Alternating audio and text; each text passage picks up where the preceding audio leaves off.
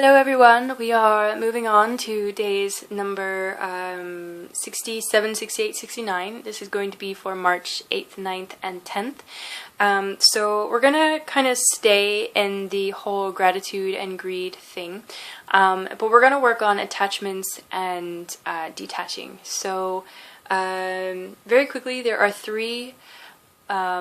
at least three groups of attachment. So you have the attachment to something physical, you have the emotional attachment or an attachment to a relationship and how you feel in that relationship, and then you have the attachment to your identity. So an example, first, the attachment to something physical or tangible, or a possession. If you are attached to your car and someone steals it or breaks into it or damages it in some way, you feel suffering because you believe that your property is damaged. So something physically that you are attached to, it could be a photograph, it could be a type of food that you like to eat. It could really be anything. So this it's just a quick example of a physical attachment. An emotional attachment, or one that is specific to relationships, is when a lover leaves you, or a family member dies, or a pet dies, or a friend, goes away and expresses they never want to see you again. This is the kind of emotional attachment that I mean. So it's kind of like you hold a grudge against this person, like you blame them for changing, and we're so attached to people and our relationships with them that if they change for a moment, that we actually suffer. We feel uncomfortable. We don't really know how to interact with them anymore, and then we blame them. We think it's their fault. They're the one who changed. They should just stay the same and do as I do and everything will be awesome. Well, okay, but people are free beings, so they will change, and your responsibility is to be able to forgive and allow them to just live their lives. So an emotional attachment or an attachment to relationships is the ability to be able to go through a heartbreak and to be able to mourn and to be able to let go of how you used to interact with this other person or people or with yourself, and allow yourself to interact in a new way with these people. An attachment to your identity is I'd say it's a little bit harder to decipher, because your identity, you don't really know that you identify with it until it's challenged. So an example, let me see. If you really think that you're an awesome driver and someone cuts you off in traffic, you automatically blame them because they interrupted your awesome driving and they're idiots because they missed their turn. Well, have you ever missed your turn? In your life of driving, have you ever missed your turn? Have you ever accidentally ran a red light because you weren't paying attention, or driven past a stop sign because you weren't paying attention? Have you ever gotten into a car accident? Have you ever rear-ended someone? I mean, chances are, if you've driven a car, some kind of something happened where you were like, oh shit. And there it was, it happened. So you're not a perfect driver. You are a driver, and as much as you believe you are the best one, so does everyone else. Everyone believes they're the best drivers.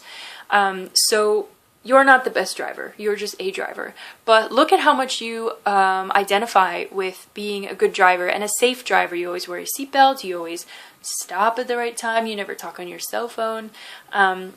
You believe you're so good at driving, and yet when someone cuts you off in traffic, you can't just be forgiving because you are so attached to the fact that you're a good driver. You don't understand, you don't have compassion for the people who are maybe just learning, or maybe they're not from the area, so they don't really know where they're supposed to turn. I mean, you have no idea what these other people are living, and yet you're so stuck in your identity, you can't have compassion. So you have these three. You have the attachment to possessions, you have attachment to relationships, and you have your attachment to your identity. In the next 3 days, you can do these in any order you choose. But for one day, you must give away like an article of clothing, or something electronics, a video game, or something that is precious to you. If it holds some kind of value to you, then give it away to a thrift store, or if it's just a photograph and nobody else really cares about it, throw it away.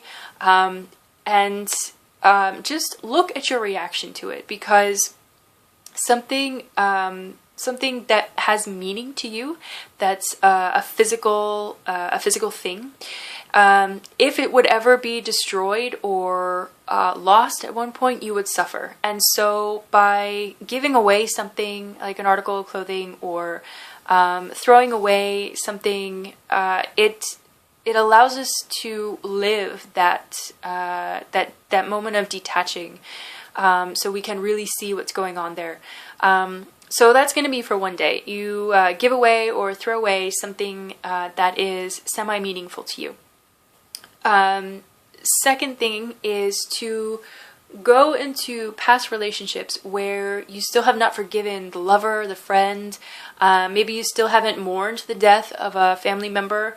Every year you still cry relentlessly on the day that they died. I mean, after years, it is possible to get over a death of a family member. If you really let yourself live that heartbreak and let yourself mourn that and say, okay, life is changing now. Okay, they're gone and now I move on. And you do spend your time mourning. You must spend your time to mourn. It takes a different amount of time for everyone, but it doesn't necessarily need to take years. It could take weeks, or maybe a month or so, or two.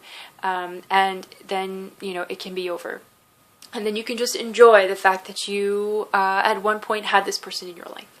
The second thing that you do is to resolve a heartbreak, or resolve a grudge that you have against someone because they left, or they made a different life choice, or whatever the case may be. Resolve an attachment that you had to a relationship, or that you still have to a relationship. Third one is to resolve and to let go a part of your identity. So if you really believe you're a good driver, then every time someone cuts you off in traffic, you call them an asshole and you blame them and you get mad, you're attached to your identity. So find something like this. People could, one example is in the workplace. If you're working in a very busy workplace and there's a lot of people walking around and doing different things, chances are pretty much no one is paying attention to you. They're paying attention to their own job. And one of the things that I had to really look at was, I work in a very busy restaurant, and people are running everywhere with trays and knives and glasses and things like this, and they're not really paying attention to where the other people are going. So in order for me to find peace in this, I had to just move out of their way. Maybe they are not, conscious and aware of where I am, but I can be conscious and aware of where they are. So instead of getting mad that they're not watching where I am, then we bump into each other then, and glasses break and shit hits the fan, I could just move and everything would just keep flowing smoothly, and there is nothing to worry about. So part of my identity I had to get rid of at one point was that I had the right of way. And it's not necessarily anyone has the right to go anywhere. It's just that's where they decided to go, and people are aware of others or not, and that's just how it is. So it's the same thing with driving. Except I was walking in a restaurant with a tray. So find your thing. It could be in the workplace. It could be while you're driving. It could be other little things. But again, the thing is, you don't really know you're attached to this part of your identity until it's challenged. So instead of looking for something new, find something that has challenged you in the past and go from there. So again, you've got 3 days. March 8th, 9th, and 10th. And in any order, you can resolve a physical attachment, an emotional attachment, or an attachment to a relationship, and an attachment to your identity, or in other words, a mental attachment. So it's an idea you have of yourself. So in the next 3 days, do one of each of these things. Again, it could be in any order. I recommend doing the first day a physical thing, the second day doing an emotional thing with a relationship, and the third day doing something with your identity. But again, do it in any order. That is completely up to you. Any questions or comments, you are more than welcome to write to me directly. You can find my contact page on my blog, or you can write to me on Facebook or on YouTube. Well, I hope you enjoy the next 3 days. You will definitely see the gratitude at one point. You do have to live your heartbreaks. You must live the mourning of letting these things go. So at one point, it's going to be uncomfortable. You're going to feel like there is suffering, but in the end, you're going to feel lighter for it, and you're going to be able to let go of other situations when they occur next time in your life. So it's good practice. It doesn't mean attaching to things is evil or bad or wrong. You should attach to things because it's fun and that's how you enjoy life. But don't be afraid to mourn and let go of things when the time comes to let those things go. So I suppose that's all. Enjoy the next 3 days, and I will see you all next time.